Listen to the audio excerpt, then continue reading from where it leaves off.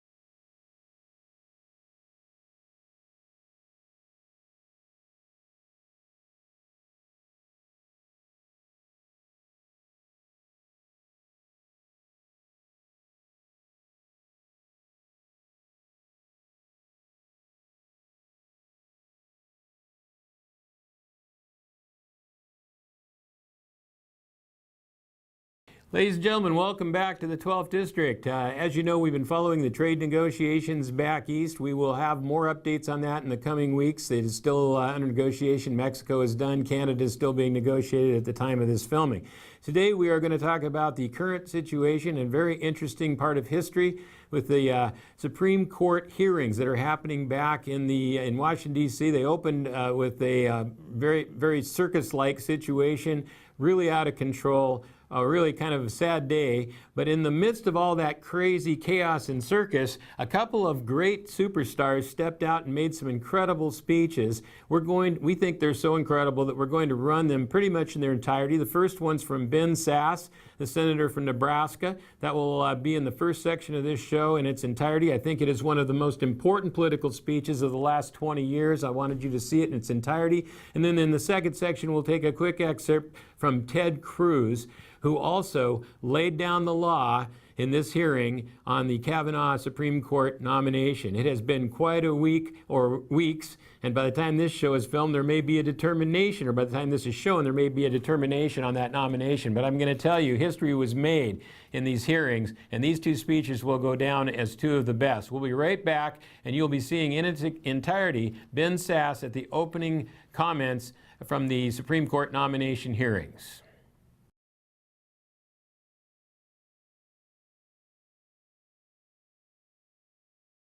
Are you wanting high-speed internet but don't have access to PUD fiber? Try Sky-Fi high-speed wireless internet from LocalTel. Call 888-8888 today.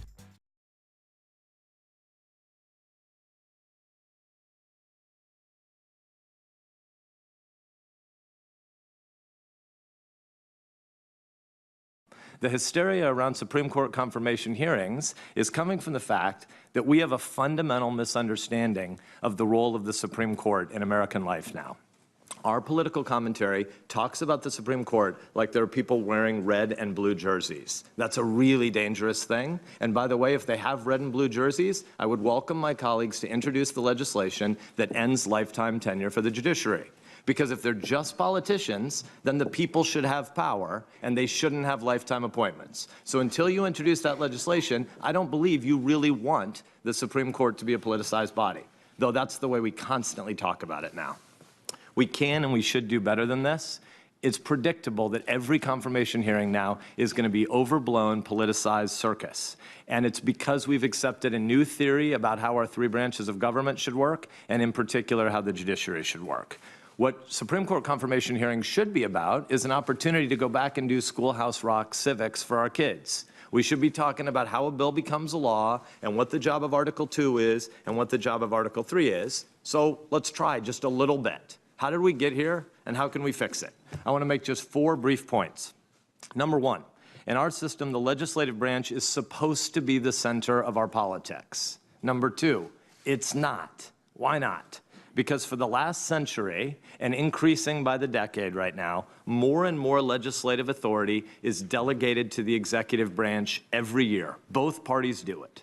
The legislature is impotent, the legislature is weak, and most people here want their jobs more than they really want to do legislative work, and so they punt most of the work to the next branch.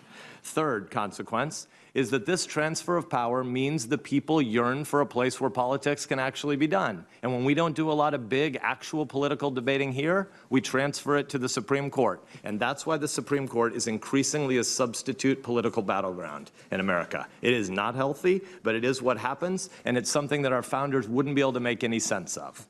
And fourth and finally, we badly need to restore the proper duties and the balance of power from our constitutional system. So point one, the legislative branch is supposed to be the locus of our politics, properly understood.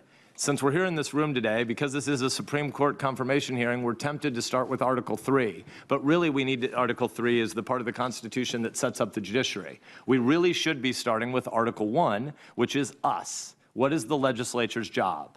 The Constitution's drafters began with the legislature. These are equal branches, but Article 1 comes first for a reason.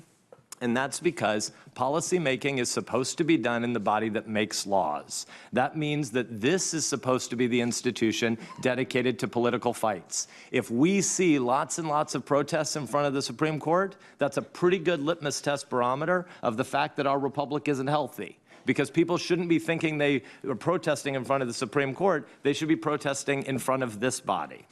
The legislature is designed to be controversial, noisy, sometimes even rowdy, because making laws means we have to hash out the reality that we don't all agree. Government is about power. Government is not just another word for things we do together. The reason we have limited government in America is because we believe in freedom. We believe in souls. We believe in persuasion. We believe in love. And those things aren't done by power. But the government acts by power. And since the government acts by power, we should be reticent to use power. And so it means when you differ about power, you have to have a debate. And this institution is supposed to be dedicated to debate and should be based on the premise that we know since we don't all agree, we should try to constrain that power just a little bit, but then we should fight about it and have a vote in front of the American people. And then what happens? The people get to decide whether they want to hire us or fire us. They don't have to hire us again. This body is the political branch where policymaking fights should happen. And if we are the easiest people to fire, it means the only way the people can maintain power in our system is if almost all the politicized decisions happen here, not in Article 2 or Article 3. So that brings us to a second point. How do we get to a place where the legislature decided to give away its power? We've been doing it for a long time. Over the course of the last century, but especially since the 1930s and then ramping up since the 1960s, a whole lot of the responsibility in this body has been kicked to a bunch of alphabet soup bureaucracies. All the acronyms that people know about their government or don't know about their government are the places where most actual policymaking, kind of in a way lawmaking, is happening right now. This is not what Schoolhouse Rock says.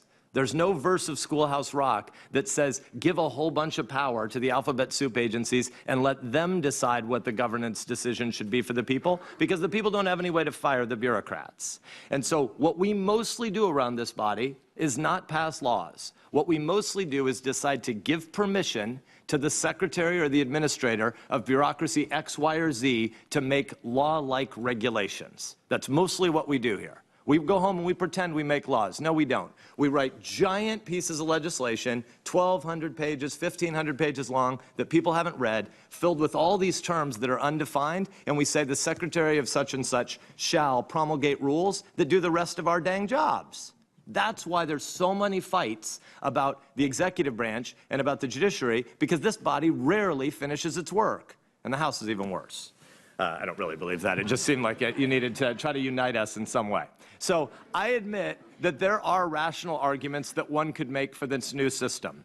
The Congress can't manage all the nitty-gritty details of everything about modern government, and this system tries to give power and control to experts in their fields, where most of us in Congress don't know much of anything, or about technical matters for sure, but you could also impugn our wisdom if you want. But when you're talking about technical, complicated matters, it's true that the Congress would have a hard time sorting out every final dot and tittle about every detail. But the real reason at the end of the day that this institution punts most of its power to executive branch agencies is because it's a convenient way for legislators to have to be able to avoid taking responsibility for controversial and often unpopular decisions. If people want to get reelected over and over again, and that's your highest goal, if your biggest long-term thought around here is about your own incumbency, then actually giving away your power is a pretty good strategy. It's not a very good life, but it's a pretty good strategy for incumbency. And so at the end of the day, a lot of the power delegation that happens from this branch is because the Congress has decided to self-neuter. Well, guess what? The important thing isn't whether or not the Congress has lame jobs. The important thing is that when the Congress neuters itself and gives power to an unaccountable fourth branch of government, it means the people are cut out of the process. There's nobody in Nebraska, there's nobody in Minnesota or Delaware who elected the Deputy Assistant Administrator of Plant Quarantine at the USDA. And yet if the Deputy Assistant Administrator of Plant Quarantine does something to make Nebraskans' lives really difficult, which happens to farmers and ranchers in Nebraska, who do they protest to? Where do they go? How do they navigate the complexity and the thicket of all the lobbyists in this town to do executive agency lobbying? They can't. And so what happens is they don't have any ability to speak out and to fire people through an election. And so ultimately, when the Congress is neutered, when the administrative state grows, when there is this fourth branch of government, it makes it harder and harder for the concerns of citizens to be represented and articulated by people that the people know that they have power over. All the power right now, or almost all the power right now, happens off stage. And that leaves a lot of people wondering who's looking out for me. And that brings us to the third point. The Supreme Court becomes our substitute political battleground. It's only 9 people. You can know them, you can demonize them, you can try to make them messiahs, but ultimately, because people can't navigate their way through the bureaucracy, they turn to the Supreme Court looking for politics. And knowing that our elected officials no longer care enough to do the hard work of reasoning through the places where we differ and deciding to shroud our power at times, it means that we look for 9 justices to be super legislators. We look for 9 justices to try to right the wrongs from other places in the process. When people talk about wanting to have empathy from their justices, this is what they're talking about. They're talking about trying to make the justices do something that the Congress refuses to do as it constantly abdicates its responsibility.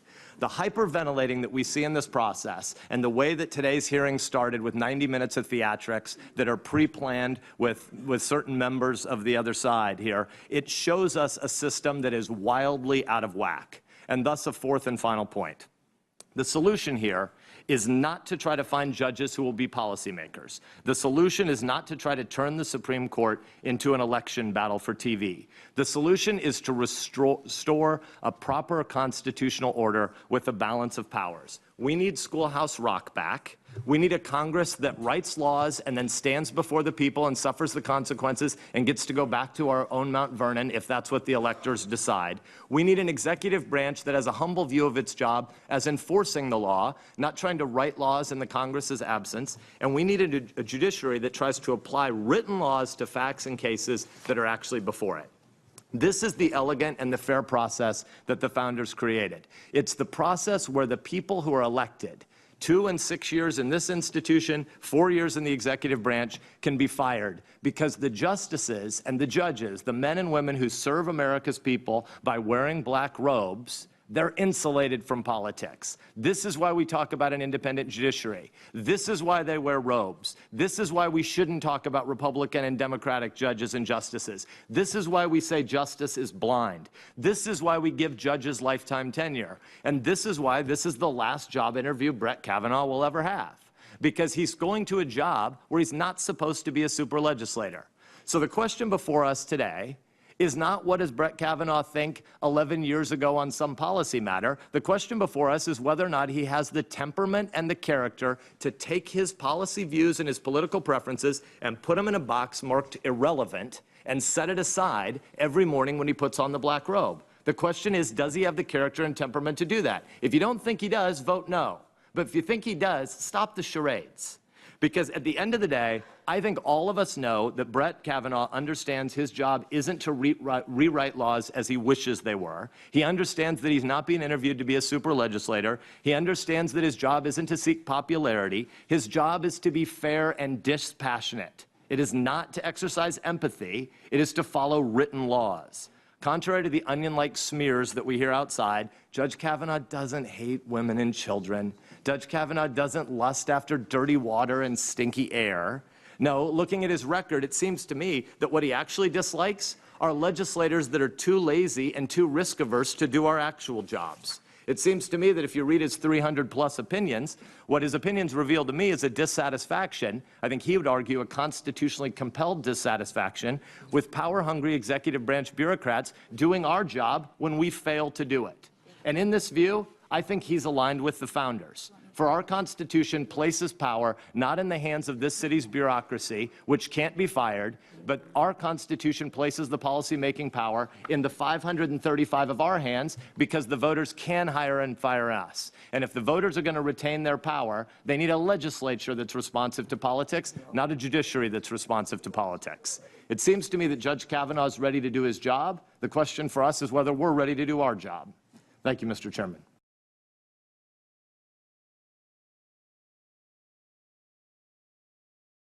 Is your vehicle in need of a quick oil change or tune-up before hitting the road this summer? Stop by Quick Lube and Tune, the home of the good guys at 610 South Wenatchee Avenue.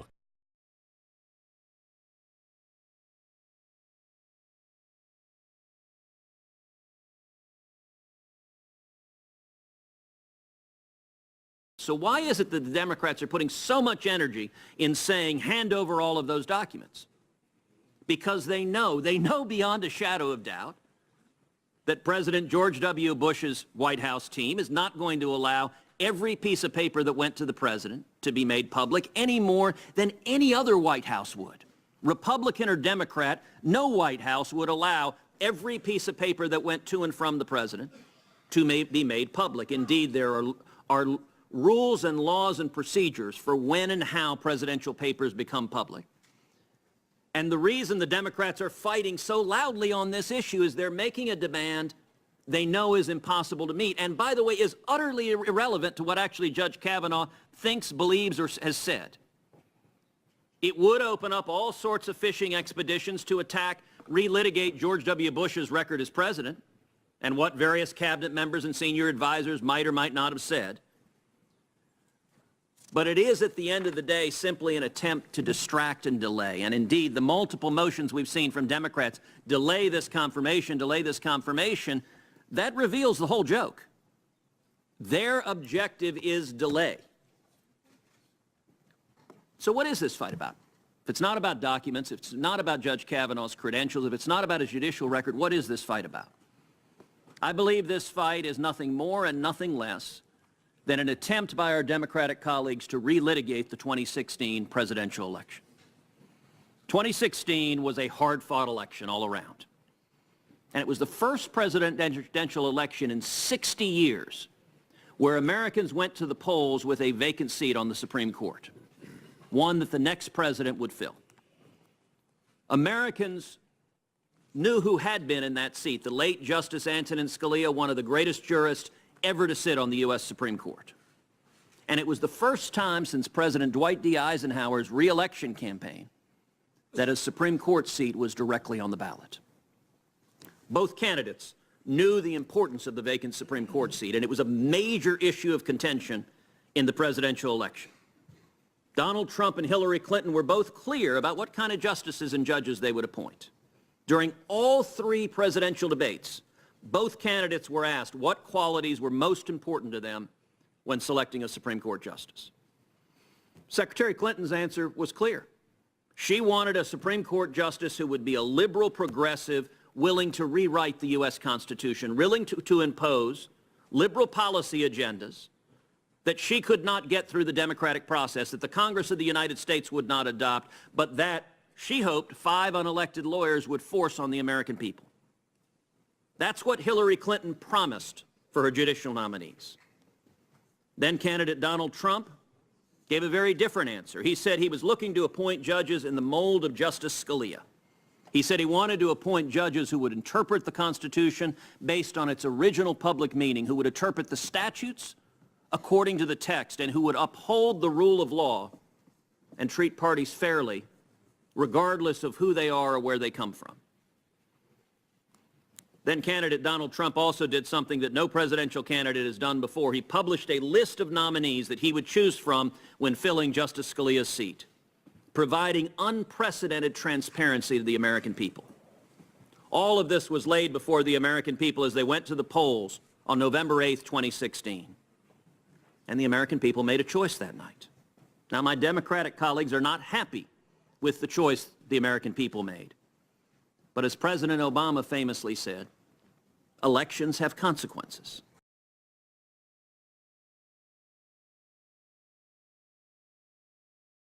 Get the fastest internet available in North Central Washington by switching to LocalTel and get speeds up to 1,000 meg. Call 888-8888 today or go online to localtel.net.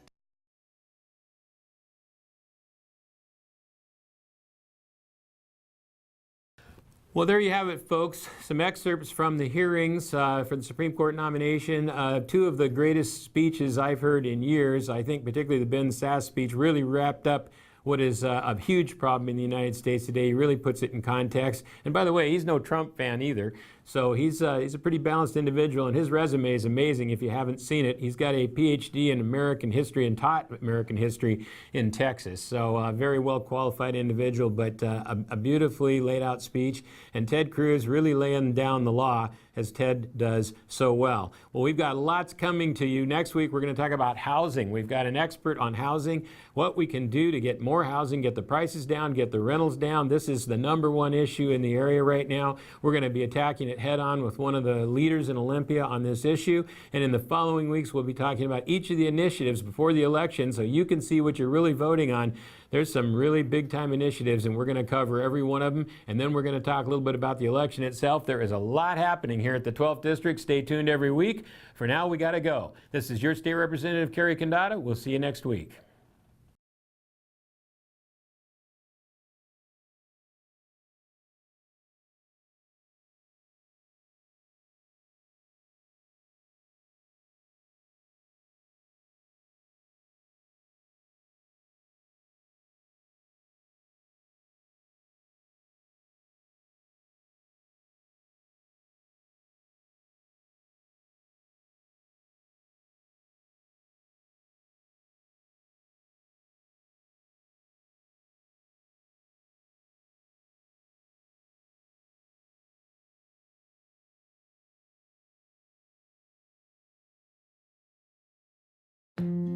Stay up to date with what's happening in North Central Washington. Go to the NCW Life Community Calendar at ncwlife.com.